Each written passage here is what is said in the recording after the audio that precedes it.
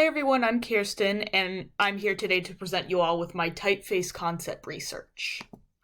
So for my first storyboard, I have Art Deco design, and with this one I was thinking about that first day of classes where we were talking about different types of architecture that could work as typefaces, and Art Deco was mentioned, so that led me to these three photos on the left here. You can see the sharper lines and the geometric figures, so I thought that would be cool to configure into a typeface. And then that also reminded me of the Great Gatsby movie poster because it's in that same realm of design. The intended use for this typeface would be display. A role model for what I was thinking of was, again, the Great Gatsby poster, because as you can see, it forms like geometric figures, there's sharper lines, gold and silver accents, and all of those elements together create a more polished and glamorous feel. My approach to this would be to draw out the letters by hand to get their intended form, and then convert them to vector using Illustrator. So with that, I'd probably stick more towards what I have for the letter uppercase G and lowercase g, just to get those geometric shapes and those sharper lines together. Although the uppercase H and the lowercase O also kind of fall within that same design to me, because of again, the sharper lines, geometric figures. For my next storyboard, I chose bananas.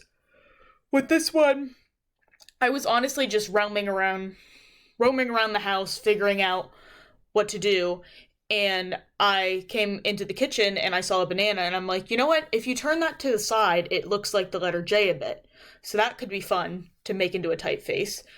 So with this one, it would probably look more cartoony, like the one in the middle here, in like a bubbly feel, but then the coloring and the texture would have to be a little bit more realistic, just so you can tell that they are supposed to be bananas.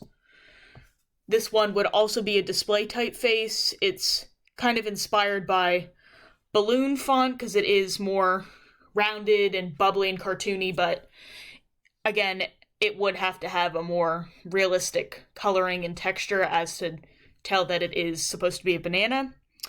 With this one, I'd likely have to sketch out the letters using the software Procreate, just because, as you can see here, if you know that they're supposed to be bananas, you can tell that they're bananas, but they also look a bit like peppers now that I'm really looking at them, so it would be more beneficial for me to use the software to make the letters.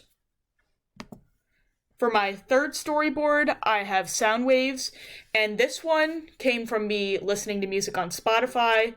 When you click on a song on Spotify, you can see a sound wave moving in tandem with the song, and I'm like, that might be cool to make into a typeface, because with that one, you can make it more wavy and lighter for like the more rounded letters, but then for the letters that are supposed to be more square and sharper, you can make it more dense and compressed, as you see on the right here.